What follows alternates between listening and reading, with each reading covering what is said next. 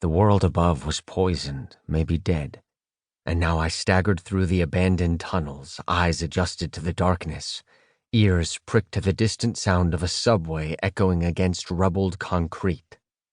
Rats scurried along the broken tracks, gnawing greedily at the scattered garbage in each other's tails. Occasionally I felt one crawl beneath my jeans, slender teeth pressing against my skin, and I cursed and slapped it away. The back of my leg throbbed. Had I sliced it on a piece of rusted metal? And my skull was jammed full of fragmentary thoughts, none of them my own. How long had I been wandering through these blackened corridors, my mouth mumbling nonsense, my fingers numb to the bones? Insanity was breeding like mosquitoes in a marsh, and now the clatter of the subway faded away, and the only sounds were the rats screeching and the water dripping, and my breath heaving. Through miles of abandoned tracks I traveled, and there were corpses down in these catacombs, I was sure of it. Eyes scratched out by rats, fleshless cheeks swarmed with maggots. Soldiers left for dead marched across the walls and the ceilings, vanishing when I spun to face them.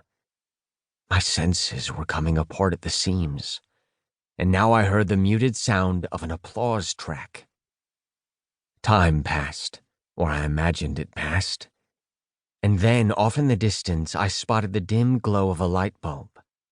A moth was I, and I quickened my pace, a familiar voice whispering threats into my ear canal. But it seemed no matter how long I walked, no matter how many pipes and catwalks I passed, the dull light remained in the distance. I began to worry that it was some type of subterranean mirage. I worried that I would walk until exhaustion and collapse on the rusted highway of steel, be obliterated by some ghost train with screaming faces muted behind blurred yellow windows. But then the light was upon me, and I reached toward it with my hand, a guttural noise escaping involuntarily from my throat. Moments later, as if in response to my voice, the light extinguished, and the air was once again blackened.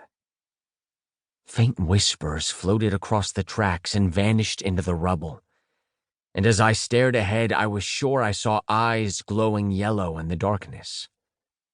A step forward and then another one, and my skull was suddenly filled with 1,000 terrible shrieks.